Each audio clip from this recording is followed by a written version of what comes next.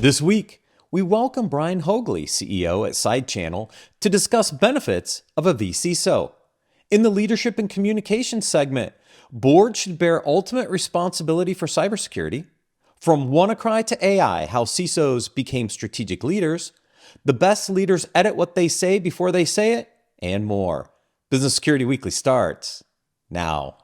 This is a Security Weekly production for security professionals by security professionals. Please visit securityweekly.com/subscribe to subscribe to all the shows on our network. It's the show where we explore the business of security to improve the security of business. Your trusted source for actionable insights on leadership, communication, and innovation. Get ready for Business Security Weekly. Security Weekly and Cyber Risk TV are headed back to one of the biggest identity security events of the year, Octane 2025, put on by Okta. Live September 24th through the 26th, from the vibrant city of Las Vegas, Octane 2025 brings together the best minds in identity, security, and technology innovation. And this year, we're turning up the volume. Security Weekly will be on site in full force, with Mandy Logan and Adrian Sanabria leading the charge. Get ready for live stream executive interviews, exclusive on-site editorial coverage from SC Media, and brand new this year, a live stream episode of Enterprise Security Weekly. It's your chance to engage with identity leaders, dive into the future of AI security, and hang out with your favorite Security Weekly hosts. And here's the best part. Security Weekly listeners get an exclusive discount. Just head to securityweekly.com/octane, register, and use promo code O Oscar, K Kilo, T Tango, N November, S Sierra, C Charlie, M Mike, A Alpha 25 to get your conference pass for $200. Ransomware, supply chain attacks, 0 days. Cyber threats don't wait, and neither should your business. With ThreatLocker, you're not just reacting to threats, you're stopping them before they start. Our Zero Trust endpoint protection locks down your environment with pinpoint control over what's allowed to run and what's not. No guesswork, no blind spots. Just proactive, built-for-now security that keeps your business moving. Want to see how a true default deny strategy works? Head over to securityweekly.com/threatlocker and take the first step towards shutting the door on threats before they even knock. Welcome to Business Security Weekly. This is episode number 410, recorded August 25th, 2025. I'm your host, Matt Alderman, and joining me remotely for this podcast interview are my co-hosts. First, Mr. Ben Carr. Hey, Ben. It's been a couple weeks. Hey, Matt. How you doing? Good. Had a good weekend. Dropped off my daughter at school at college to start last week, and then I found out that she got accepted to the varsity equestrian team. So yeah, it's been a good week here in the Carr household. That's a good week. Yeah, you're just down the road in Stephenville, or she's down the road in Stephenville. Yeah. I was just up there on Saturday again. So yeah, it seems to be a lot of back and forth between Stephenville right now. Well, next time, give me a ring. We'll meet up in Glen Rose or something. Yeah. All right. Also joining me, who also moved her daughter in, I think the last time we did a podcast, right before a podcast together, is Summer Fowler. Welcome, Summer. Yes, thanks. So Ben, we just started back into the hockey season. So I was up in Canada this past weekend with my son, which means now my every weekend will be hockey. And I just told someone the only more expensive sport he could probably do is horses. So I'm feeling for you right now, Ben. Yeah. Equestrian. My daughter picked equestrian, and my son went Olympic style shooting. So yeah, we can talk about expense. Woo, man, oh man. Well, yeah. we had a good weekend in Canada, so it was good. All right, awesome. Good. At least they still let you in, right? That's right. They sure do. All you have to say is hockey, and they let you right in. There we go. All right, one quick announcement. We'll get into it. Join us at InfoSec World 2025, October 27th to 29th at Disney's Coronado Springs Resort in Lake Buena Vista, Florida, with pre-event workshops October 25th to 26th and post-event workshops October 29th and 30th. Connect, learn, and level up your cyber game. Save 25% now with code ISW25-SW by visiting securityweekly.com/ISW2025. Brian has been driving security programs for 2 decades and brings a true practitioner's approach to the industry. He creates a more realistic way to address information security and data protection issues for organizations. Brian is the contributing author for the latest book from Wiley, Cybersecurity Risk Management, Mastering the Fundamentals Using the NIST Cybersecurity Framework, a very interesting topic to me, and is professor at Boston College in the Woods College of Advancing Studies Master's Program in Cybersecurity. Brian, welcome to Business Security Weekly. Thank you. I'm also happen to be married to a horse girl or an equestrian who grew up in northern New York, home of Can-Am hockey. So I know both of your pains, and I can tell you that either you or your kids are going to be spending a lot of money in their future. So, yeah. Good. Thank you. Let's hope it's the kids. Oh, you're welcome. Yeah. Let's hope it's the kids, right? Somewhere. That's right. All right. So we're going to talk about vCISOs.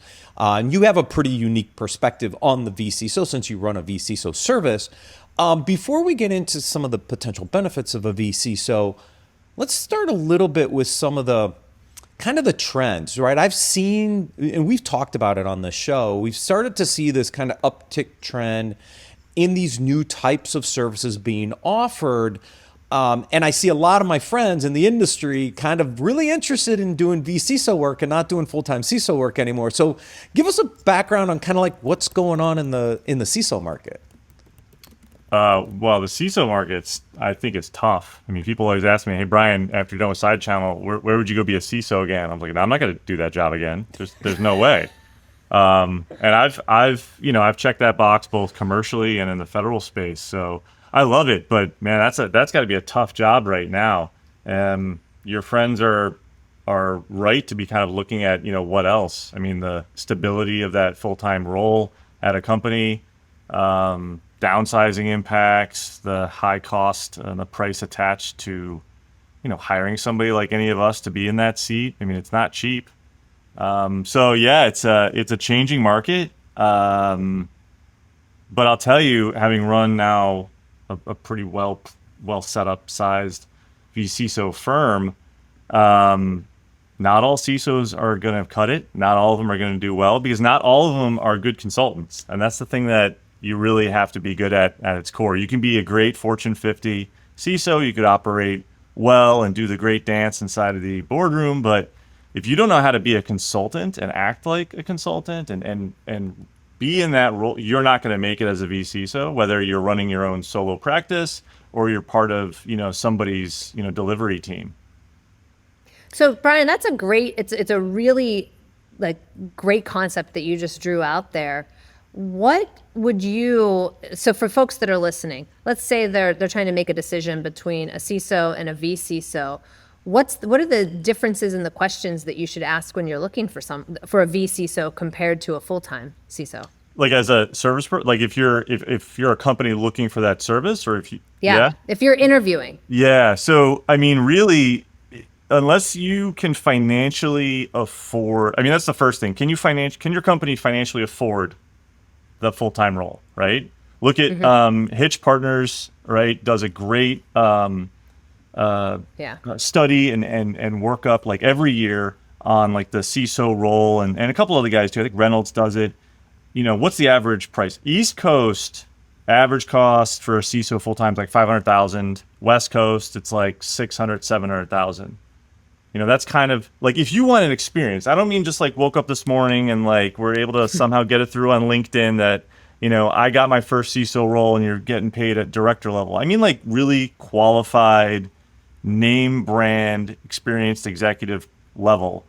That's the cost. And if you can't stomach that, or if that's all you can stomach, you shouldn't be going for that role, because what's that CISO going to do? What's that leader always going to do? I want to build a program. That program is going to identify gaps and deficiencies in my organization, which are going to need to be addressed. That's going to cost money. So you need the budget for not just the leader, but the rest of the program that leader is going to expect to put in. That's, honestly, I don't think that's something that anybody outside the Fortune 500, it's really reasonable to kind of manage anymore. It's not cost effective to outside the Fortune 500, and the bottom of the Fortune 500 now is what, 8 billion in revenue, 9 billion in revenue. So yeah, I mean, when you think about kind of pricing on that person and then budgets for like IT and then security, 500 companies in this world are really the only ones who can truly stomach that cost. Yeah, because we're talking millions of dollars, right? Yeah. The salary is just the first part. Right. And then I got to make the investments in tools and potentially a team. And look, headcount's expensive. Like having run businesses, I know where my business biggest expenses is people, right? Yeah. And so if you're going to make this investment, you've got to be looking at what? $8-10 million minimum to go into this as an investment area? I think so. Let's see. When I probably was about that.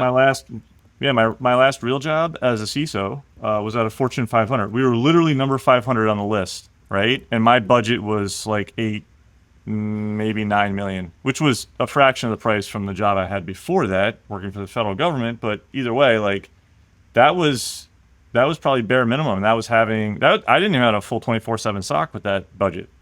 You know, so yeah, it's there's a cost barrier to it. So, you know, first thing is, yeah, how much is it going to cost you? Can you afford it? I mean, that we should kind of. They always say this about rich folks, like if you think you're rich, don't buy something unless you can buy it twice. You know, like people are like, oh, I'm going to buy this awesome car. Dude, you can't afford the Ferrari if you can't afford 2 of them. You know, like just the maintenance and everything. You have to think about that there. The next is what's the? Oh, sorry, Ben. Go ahead. Brian, I would question whether you should really look at it differently, though, right? Like whether you can afford the CISO or the program is one thing, but I think you also have to take into consideration, do you need that, right? Like, and what I mean by that is, like, if you think, oh, yeah, I don't know if I really want to put $8 million into it, but should you? Like, based upon your business, based upon your risk profile, based upon what you're doing, I think a lot of companies that probably should be doing it aren't willing to make the investment in it and really need to think about what their risk is and what the result of not having that person in the seat, whether you're going vCISO or full-time CISO. Like, I just see a lot of people making the decision not to invest when they should invest because they really don't understand the risk. Oh yeah, obviously. Yeah, you shouldn't be saddling the CIO or the CTO with the second or third hat to try to figure out how to manage and run security, right? What good corporate financial organization doesn't have a CFO or somebody at the helm of finance? Why are we doing that with security? Why are we just absconding that responsibility completely and being like, oh, the tech guy will figure it out, or girl, the CIO will do it too? Do you know most of my clients are CIOs and CTOs that are losing their minds because they're being saddled with all of this work. And look, they're not classically trained in this kind of stuff. You know, I'm a little biased in the sense that, you know, I've been in this industry for a very long time. I've spent time in the military, in the DoD. I've spent time thinking about how to defend a position. I think I have an advantage on somebody who's pure tech figuring out operations and efficiency. It's a different mindset. It's a different focus. It's a different priority. So yeah, shame on people who don't think or shouldn't be investing in it. And should be $8 million? No, it's supposed to be reasonable to the size of the organization that you have and the risk that you have and the regulations you have. I still get clients who are building health tech SaaS platforms that, no kidding, on the calls, these are the CEOs and founders, like, are you sure we have to follow HIPAA? I'm like, Yeah. why? You have patient health information. Question. Maybe. I have personal experience with the SaaS company that rolled out to Europe and didn't consider European privacy, right? Like, Yeah. Yeah. So you need that person somewhere in the mix going, hey, hold on. Maybe we should think about the security or the privacy or the regulatory implications of what we're doing here, you know? And if it's not that, I'll guarantee you the first big customer that you want to go sell to is going to turn around because they're mature enough to go, so tell me about your cyber program, because I'm either giving you my data or I'm giving you access to my infrastructure, and I want to make sure I trust you. Like, these are now table stakes. And the last one I'll kind of stay out there is, if you're big enough to have a board or investors, guess what? They're on other companies that are doing the right thing around cyber. So when they see that briefing from whomever at that more mature company, and now they're your board director, and they're asking those questions, that's where it's coming from. Because they're in a position to say, hey, yeah, like I think you said earlier, Is the board ultimately responsible? Short answer is yes. They got some protections, but. So Brian, one of the things that has been talked about, we're in a lot of the same groups, is what do you think that should be the pedigree for someone to be a vCISO? And that do you think they have to have been a CISO before? And what should we do about the discussions that all of us CISOs have when we see someone who says, "Hey, I'm a vCISO now," and you're like, "That person's never even done anything like this." What do we do about that? How do we self-regulate the industry? Yeah, it's kind of the Wild West right now, and that's part of the thing I see as the challenge in that. To Summer's point, like everybody thinks there's money in the vCISO game, and so you see a lot of different levels of people who are playing that role. Yeah, you don't have to tell me. Trust me, I'm in the mix of it. I see it all the time. I look at it like this, because some people will be like, "Oh, you can call yourself that and do it if you've got the chops." I could go out on the street and say I'm a master carpenter, but if I'm just learning how to swing a hammer, it's going to be figured out pretty quickly, that I don't have the 20 years of knowing how to frame a house or set a level and do all that stuff. So look, I am a little biased in this. I built my company. I took the approach that you have to be a CISO to be a CISO. Because think about what you're doing in the role. It's not just about the technical chops. It's not about being a GRC wonk and being able to be like, "Oh, I know how to, run an Excel spreadsheet and I can figure out." Can you get in front of an executive team or a board of directors and discuss in their terms that they understand what is going on in the company that could be risky today and tomorrow? No 26-year-old with a playbook is going to be able to go do that. No, I was a director or manager level, and I've never had that type of executive. You need that type of muscle memory. You need that type of experience. So I am a little biased. I think that you have to have had that role or been damn near close to it to be able to pull off the fact, because that's what you're representing. When you go into the field and you're selling, you are representing, I am not your full-time CISO. I am your fractional or your vCISO. I am bringing you the experience of the CISO and the capabilities to you at a smaller amount of time and a smaller cost. I'm not bringing you a light version. I'm not bringing you a junior level CISO. That's not what the role is supposed to be. But yeah, there's a lot of people out there because it's hot right now. People have finally, thankfully, woken up to the fact that it's not SOC or GRC that everyone needs, right? It's SOC and GRC. You need a program. You need the services that support the program. So people are, MSPs, MSSPs, everybody's starting to now go do this because it's higher and higher in demand. And people, like cyber insurance was 10 years ago, it's like, "Oh, we're going to just start printing money. Let's go sell that." And that turned out bad for a lot of people. But, it's happening now. I get clients come back 6 months, a year later. They're like, "Yeah, we went with the cheaper option and we found out. So we're coming back to talk to you." It's like, "Yeah, that's cool. That's great. I mean, look, I don't hate you because you didn't pick me first, but it's very real that that's happening, Summer. People are realizing there is a quality difference between someone who's done the role and someone who hasn't." So I think that ties in a little bit to Summer's original question, which is, what do you actually look for then in a vCISO service outside of having been a CISO? Because you said it earlier, and it's in my notes from our prep call. Not every CISO makes a good vCISO because they don't have the skill set. So how do you evaluate? You can't just look at, was this person a CISO before or not? It's more than that, isn't it? Yeah. You need to, like MDR providers and any other provider, the buyer is going to be different, right? Some people are gold-plated, platinum-type buyers. They always buy the best. Some people buy lowest cost, technically feasible, for my military and DoD contract friends out there. So you got to kind of work past that. But as you're looking for that role, it's what am I getting? Am I getting a solopreneur, right? This person is going to take care of me and probably 2 other clients. I'm going to have their undivided attention. But if that person decides to start building and scaling their business, I'm going to either go off to somebody else on his team, or I'm going to start, all of a sudden that general contractor and carpenter's got 6 different jobs and he's not showing up to finish my bathroom. Like my wife and I just went through that. Like, it's like that happens. Or do you go with a firm that's got a bench and deep delivery, but are they trying to kind of be everything? Are they really focusing on that? Is vCISO a Me Too kind of play? Right? With services. You see larger, I won't say who, but you do see larger enterprise, mid-enterprise class providers that are trying to be all things security. And can you be all things, as well as you can be one thing? Maybe, maybe not. And then there's a lot of players that, just focus solely on this, maybe some other ancillary services.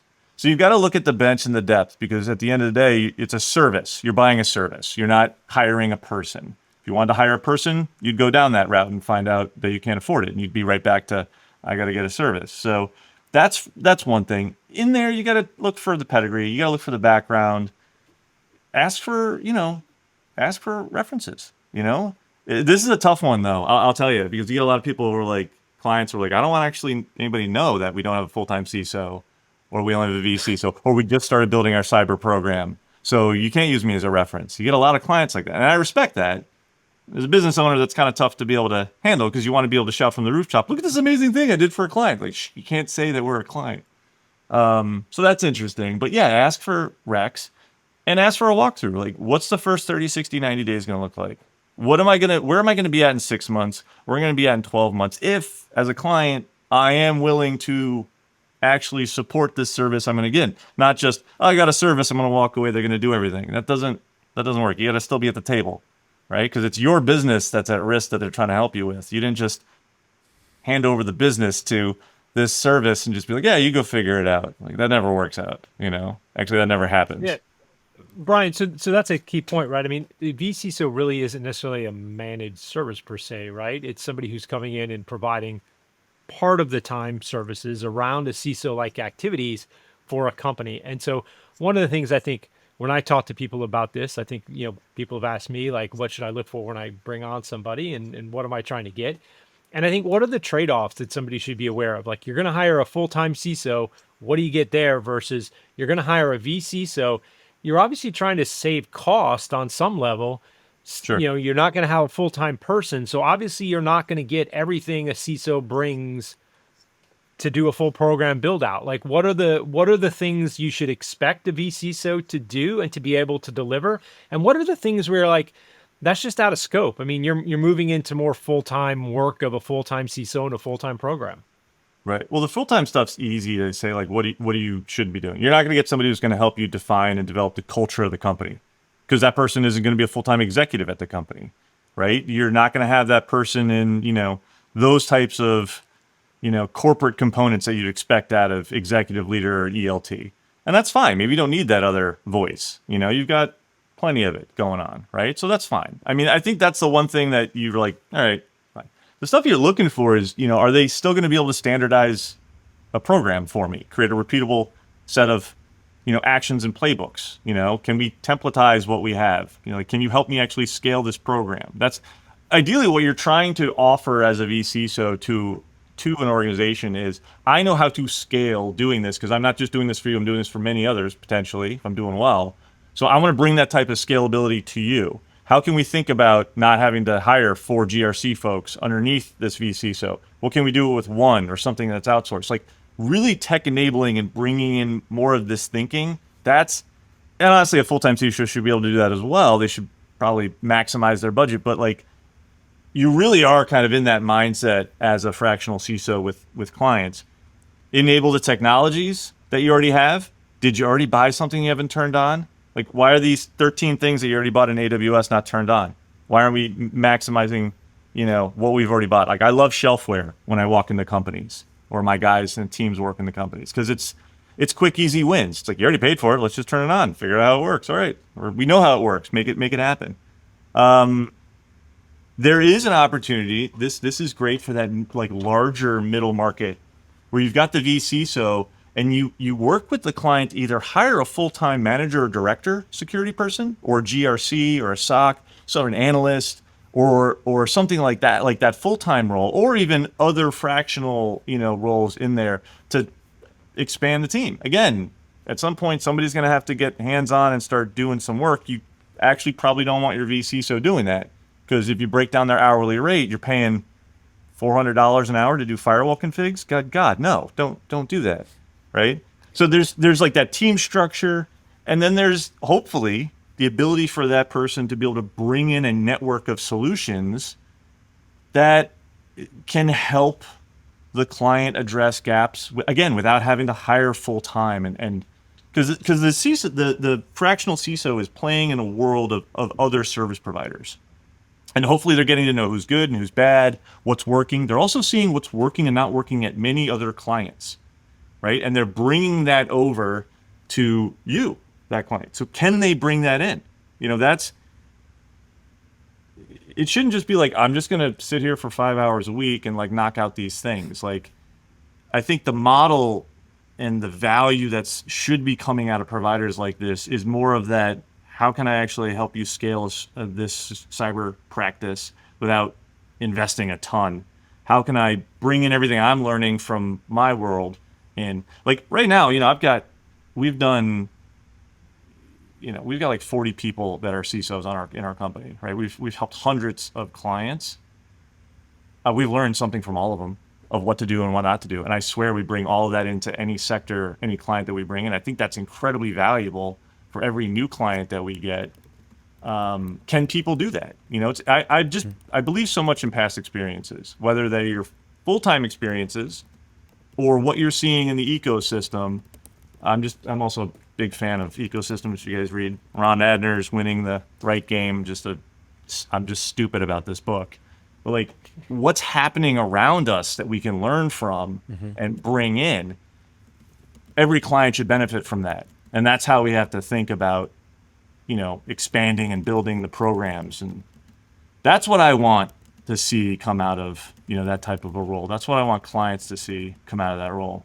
Yeah, it's where I tie in the benefit side of this, right? Because if I summarize that, it's how do I bring all that knowledge to bear to really jumpstart my program? It's really about a time to value based off experiences and in understanding of other environments without the need to hire a fully dedicated security team, right? I mean, at the end of the day, that's kind of really the value prop for a vCISO service is all that knowledge, quick time to value, and ramping up a program maybe at a fraction of the cost you'd have to pay for a dedicated team.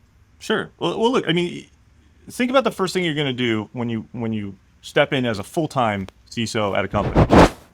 You're going to do a risk assessment. You got to step in and figure out, what am I working with, right? I can't defend what I don't know exists. I got to know what's going on. So, why even think about hiring a full-time person if the first thing you could do with a fractional or an outsource, capability is, all right, 60 days, do a risk assessment against whatever, a standard, a regulation, whatever, pick your poison. Tell me what my gaps are. Tell me what my current state is. I'll figure out what my target state should be. Everything in between becomes my strategic roadmap on how to get from current to target state. Sorry, I'm a big NIST guy. You alluded to the fact that I unfortunately wrote a book about it. Like, I'm a nerd on NIST, so I'm all on that parlance. You can do that without a full-time resource, right? Mm-hmm. And you can see success out of it. Why not adopt having now somebody ride herd on that program by then allowing you to stretch your dollars to be like, listen, we can get an engineer to come in and implement these things. We can get a managed service to come in and do 24/7 on this EDR, XDR capability. We'll push off DLP for whatever reasons till Q3 because now we can stomach that risk. Hey, we got a program. I didn't have to hire a single full-time person. We got the train is now running. I think a lot of the biggest problem I see with managed services, regardless of what they are, is people being used to actually using and managing managed services. It's easy to hire somebody full-time, be like, you're an employee. I know how to manage employees. Hold them accountable. But to manage an outsourced service, that's different. And not everybody has that type of experience. So you've got to start getting used to that. Oh, this is an outside consultant, an outside service. How do I interoperate with that? Like that itself, and I think once people see it, they see the value, they're like, all right, this is great. I can continue to do this. So Brian, you mentioned something that I was going to raise in the beginning or just a couple of minutes ago about culture. And so one of the things that, we've heard for many years is that one of the most important factors of a cybersecurity program is having a culture of security in your organization. Sure. So my question would be, do you believe that? Do you still believe that that's true? Who would then be responsible for that? And it's not that I think a full-time CISO is the ultimate one responsible, but do you think then that a vCISO can actually institute that in a better way because of the consulting? Like, how do you get around that, or how do you advertise that? What's the marketing around a vCISO and culture of cybersecurity? Yeah, so while you're not there full time, nothing is precluding you to still engage like people, right? Like any other human inside of an organization. I mean, I've had some of our folks that have been asked year over year to go to the company retreats, the company events, because they feel like they're part of the company. They just immerse themselves in that aspect, but they're not even anywhere near full time. And then you got smaller startups where they're like, listen, our culture is the 3 founders and the dog, and like we're doing this, and we just need your technical expertise, and then thanks. And that's fine. That's their culture. They're not ready for that yet. When they grow to be larger, they'll have to address those things, to exactly what you're saying, Summer. It depends on how inviting the corporate culture is first, right? Or do they even want that? Second, the personality of the person delivering. Are they that type of sociable, want to get in there? You know, the security culture, I think, concept is a bit of a forced one, where it's like we want everybody to think about security all the time. As security practitioners, we're the protectors. We really pray that everybody thinks about it when they wake up, like we do. But nobody does. So it's a matter of kind of like training and awareness, and like that's kind of the role. And if we can get through to certain folks, if we can make sure that the leadership, and again, I think that's who the buyer should actually be. You don't generally have like the manager in IT buying the vCISO services. That's going to fail. You know, most of the time it's the CIO, CTO, CEO, or the board that's coming to us and saying, hey, we need to do the right thing now. So right out of the gate, at the top, they're setting the tone. Hey guys, this is a serious company. We want to do this right. Piggyback on that. Ride that hard all the way, you know, for the first whatever part of the engagement, and get in with leadership and just set some. I think a lot of culture setup is giving people like guidelines, you know, like guardrails, like, hey, development team, just here's 6 things that you should do, and you're not allowed to actually touch production. Like, here you go. Start with that, right? Engineers, here. HR, let's look at our onboarding, offboarding, and entitlements when people switch jobs. Let's just focus there. You kind of like specialty hit the different areas. You make real good friends with legal. Chances are, if you're outsourced, they are too, right? So you're going to make good friends with them. You know, you can't develop like just the holistic company security culture. You have to kind of focus in on the specialty areas in that company to be able to make them understand, and then hopefully they adopt it, and then they're channeling what you're pushing.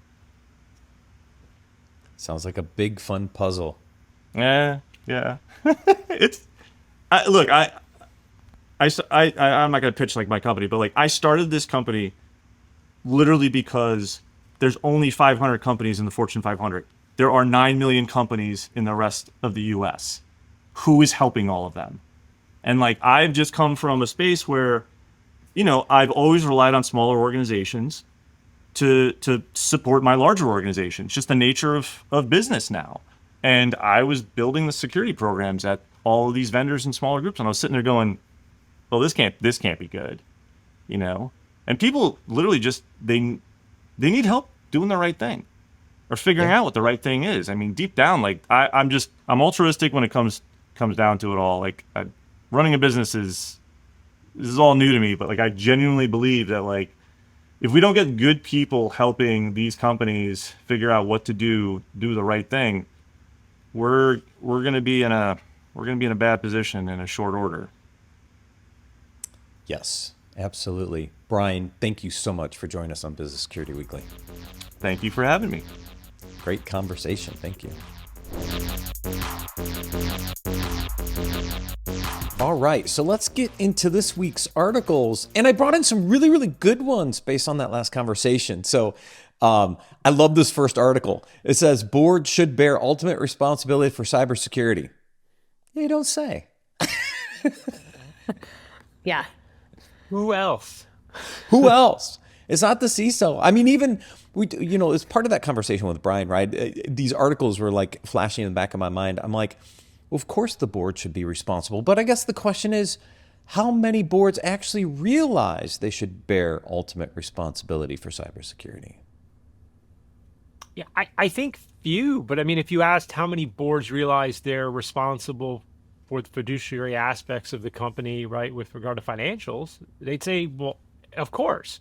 But, risk, yeah, you're responsible for risk too. If you Google it, purpose of a board of directors provide oversight, strategic guidance, and fiduciary responsibility, right? Like, it's pretty easy, right? Oversight of what? Oversight of the risk.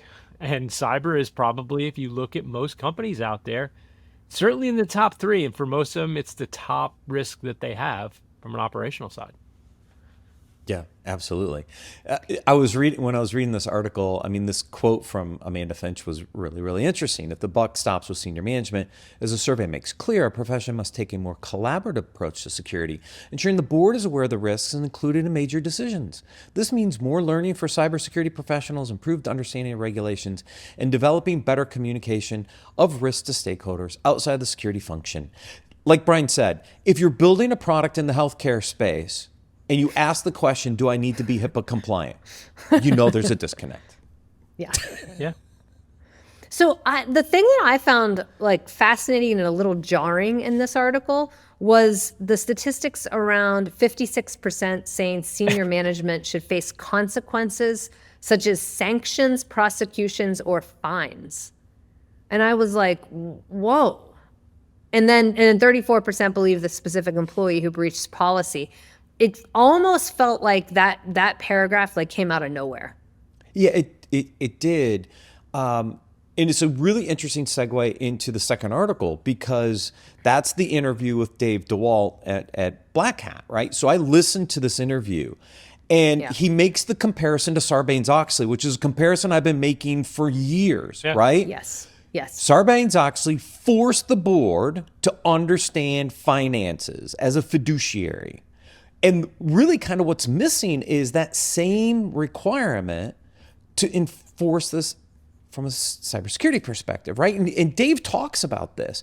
And it's one of those big issues that I think we who have been in the space long enough, we understand. Like, if we use the Sarbanes-Oxley analogy, of course we should have people at the board that understand security. But in that interview, he even talks about only 5% of boards have cybersecurity expertise on them, but everybody's a financial expert. Yeah, but I would even question that 5%. What does cyber experience mean at a board level, right? Yeah. It's not well defined. And so you took an hour-long course, or all of a sudden now you have cyber experience, right? Where if you look, to your point, before Sarbanes-Oxley, right, you didn't have to know how to read a balance sheet to be the financial person on the board. You literally did it, right? And afterwards, there were great changes. I think we've all been looking at that for a long time. My frustration is when you talk to boards, it's like, we've got enough people. There's no more room for anybody on the board. It very is a closed network of people that generally, I mean, if you look at the dynamics of the board and what the makeup is, most of them didn't grow up in a cyber era. Right. And so that's challenging, right? So combine that with the sophistication of threats. We really do need people who are specialists on the board, who have technology in general, but at least 1 to 2 people that have some specific cyber experience. And the initial SEC regs were calling for that. Right. The initial version, and then it got stripped out. So unlike Sarbanes-Oxley, it didn't go through as part of that regulation. So that changed things. And I think a lot of that was because of what you said. What is cyber expertise? What does it mean? How do you measure that? How do you prove it? What is the qualified? So, there's a couple things. There's a couple organizations that are trying to put some of that in place, right? There's the QTE certification, Qualified Technical Expert in Cyber, right? I'm interested. You called out that 56%. I thought that was interesting as well, because also I think a lot of people who aren't familiar, if they read that article and they said senior management, they might think board, but senior management isn't the board. Right. It's not at all. That's the delineation, right? And so I do think that's weird. I don't disagree that senior management, if they're negligent, should face consequences. But I also think the board should face consequences, right? If they're not doing their due diligence and fiduciary responsibility to the organization and actually providing oversight. And if you don't understand it, how can you provide oversight? Yeah. Well, so senior management versus executive management versus the board, right? So it's got to go up a little higher, right? Again, Yeah. I go back to Sarbanes-Oxley. CEO and CFO need to sign off on the financials every quarter. They do, right? That requirement. I mean, it was partially in the SEC requirements, Summer, as you pointed out, but got diluted down and watered out. And Dave talks a little bit about this from a, he talks about understanding risk and the risk profile of the company and using that to drive activities. He sits on a number of boards because they understand the challenges around cybersecurity. So there are some that do it, but in general, we're still not there as a broad industry. And Brian talked about it. He said, look, there's only 500 in the Fortune 500, right? There's 9 million other companies in the U.S. Yeah. Who's helping them? How are those boards, getting through this when barely the Fortune 500 are getting through this? Well, barely the Fortune 500 don't even all have CISOs. So Yeah, right. Yeah. we talked about that. Exactly right. Yep. This next article, I brought it in because this was a really interesting read on the kind of the timeline and the changes impacting the role of the CISO, right? So the article's named From WannaCry to AI, How CISOs Became Strategic Leaders. And what's interesting, so in the 2015, 2016 timeframe, right, I was already thinking through the evolution of the market, what was going to happen to the broader market. I wasn't thinking CISO per se, right? I was thinking cloud adoption, the impact of mobile devices, the point to where organizations wouldn't own much of their own infrastructure anymore, right? And at the time, everybody was like, no, we're never getting rid of data centers. But it was really thinking through what that evolution might look like when all I have someday is a bunch of SaaS-based applications that run my business and a bunch of remote workers, right? Then the pandemic hit and it all accelerated. But it starts back in that timeline, right? Of rethinking what the world was going to look like. And then the year everything broke was the year. So WannaCry, I realized what had happened, right? So when in 2017, I was actually in Italy for 2 weeks when WannaCry hit. I missed WannaCry. Like, I completely missed it because I was on vacation. I didn't care, right? But it was one of those events that people started to wake up and went, oh, this thing can happen at this kind of scale, right? And it really drove through this. So the going back and reading this article just kind of highlights, like, I remember the start of some of this, and then there was a skip in my part of my career because I missed WannaCry, that then as we got into the pandemic and everything else, just this has been the transition, right? I mean, if you think about the last 10 years, this has been the transformation that's been going on. Yeah, but if you read through this, right, you would expect a lot more change than has actually happened. That's the frustrating thing. That's true though, too, right? Like, all this stuff's every happened. time a big incident happens, like, for me, the big one was Colonial, right? Because I think Colonial impacted people's lives in general, right? With gas, especially on the East Coast, certainly on the East Coast. West Coast, maybe not so much.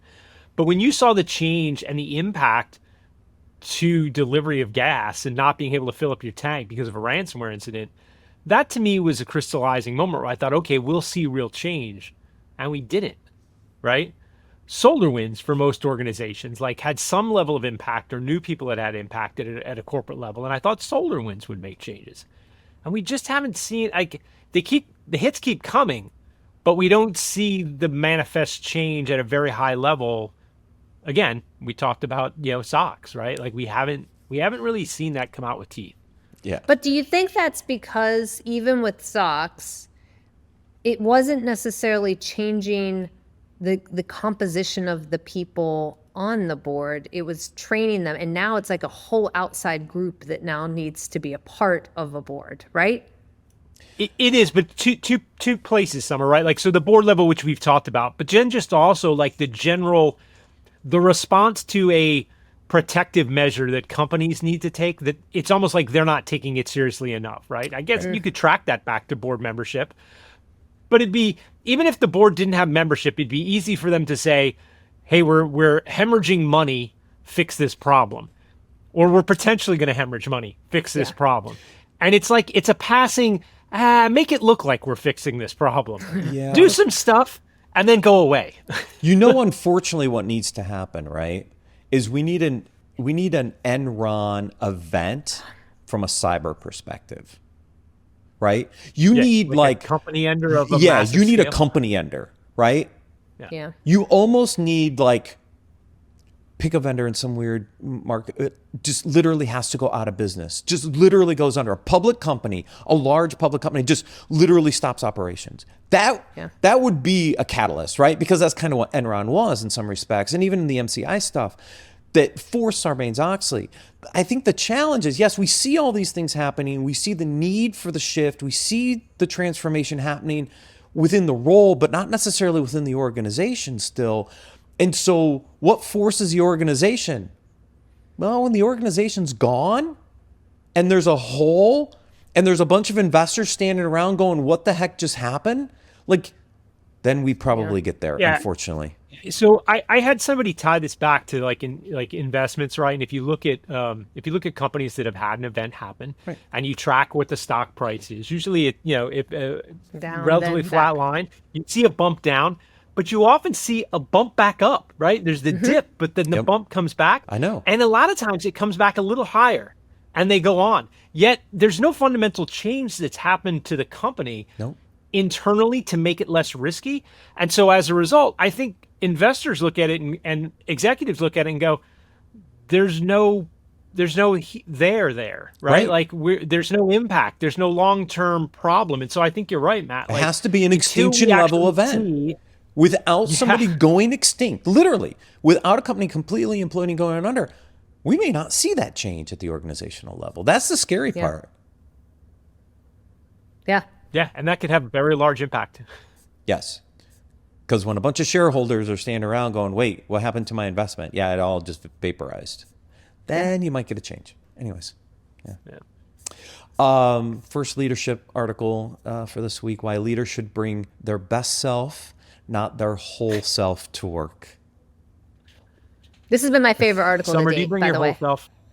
Do you bring your whole No. self to work, Summer? Heck no. they don't want this whole self. No, I will say very early career training for leadership, things that stuck with me were, someone saying to me, your job is to bring your best self in the very best version. And you have to think about that in preparation. And this has been a change for me. I used to commute to work. A lot of us did, right? And on the drive in, I would use it as my mental prep. And it was a woman who was doing the training. She said, let's say you get in the car, you're upset with your kids, but you get to work, you slam the door, you're angry. Someone sees you and thinks, oh boy, getting that version of Summer today. Yep. So Yeah. it's your job to make sure that you're bringing that good self. And I used to prepare myself on my commute because of this training, where I would say, you got to let all of it go.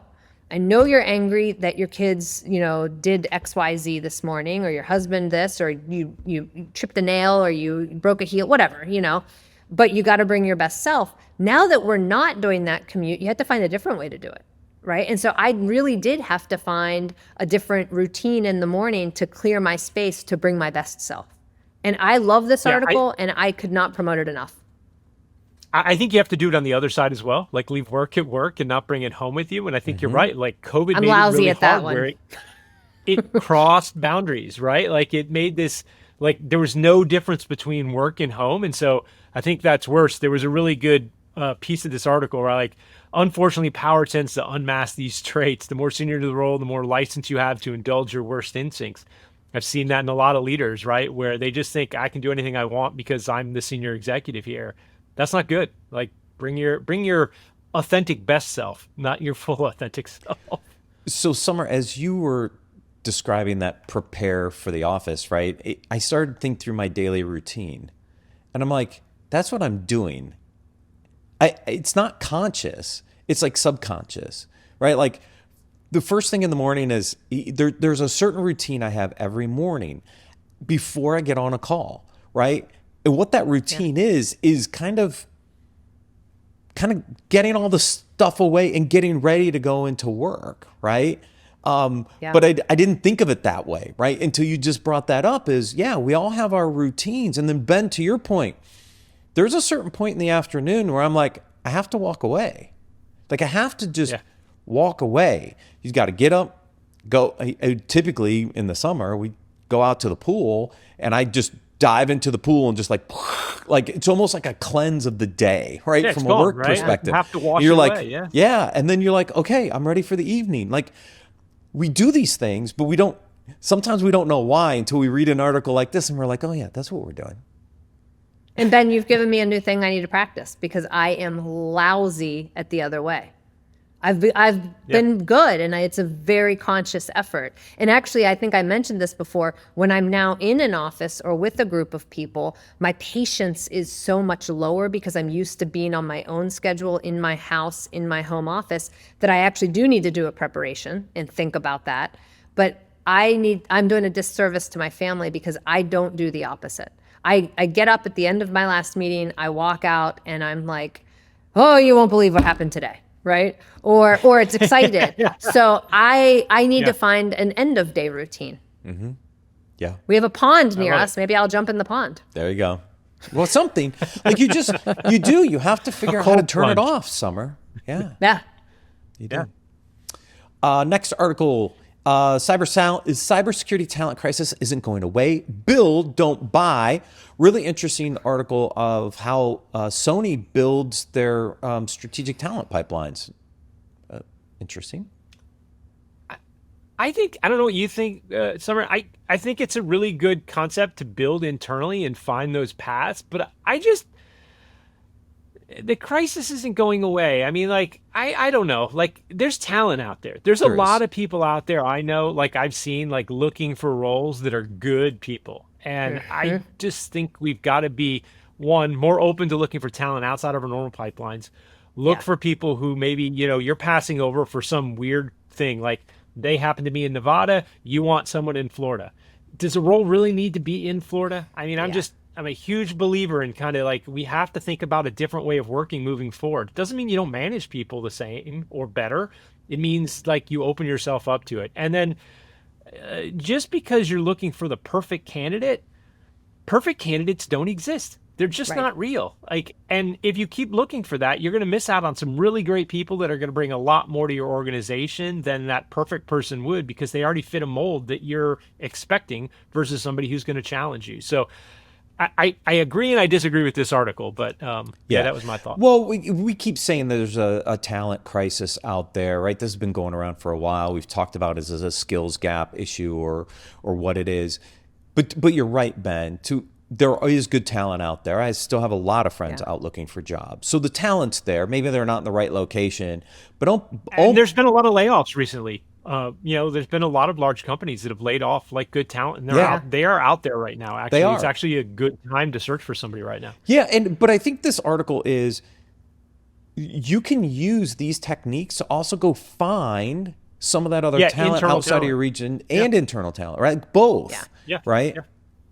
I think the important thing in this article that really companies need to take away is if you're going to build and not buy, or some combination of that, no matter what, you better make sure you have strong leadership in place for this.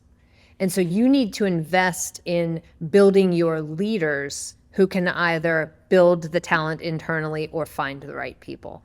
And I think a lot of organizations don't put enough investment in building those leaders or investing in that leadership skill set, which follows along. I liked this 4 to 5. I thought it was really good. So good job picking these articles in order. Yeah, well, that leads us into the best leaders that know what they say before they say it, right? 'Cause that's why we do this segment, right? Because it is about these leadership skills, right?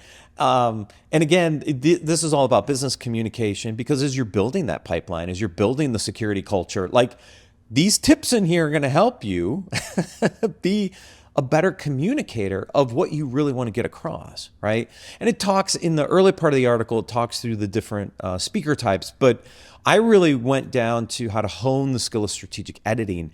And these are techniques that you use not only, I use them a lot in presentations, right?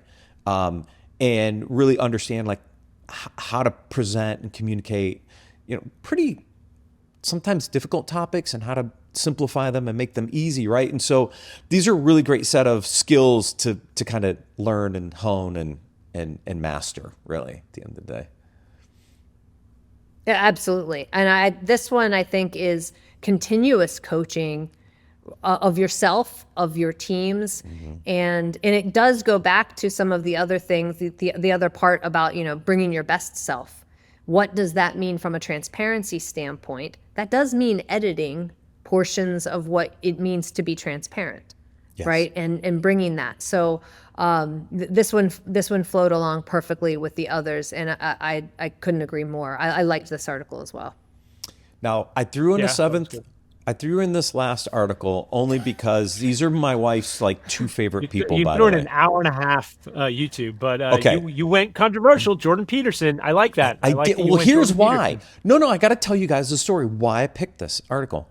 So my wife is the one who introduced me to Vanessa Van Edwards, right? And I've had her on the podcast before. I interviewed her, her Science of the People. And look, I spend a lot of time looking at my resting bitch face and trying to straighten it out. Anyways, right? So I've taken a lot of her tips and tricks. And so Jordan Peterson invites her on the podcast to kind of get feedback from her, right? Now, I don't like to listen to Jordan Peterson personally. My wife loves him, but he's the way he speaks, the way he drones almost, right? He speaks really slow and he's super brilliant. Don't get me wrong. And it's funny because one of the first things she does goes, yeah, you talk too slow. Boom, just puts it out there. And I'm like, yes, that's why I can't. Yes. Right.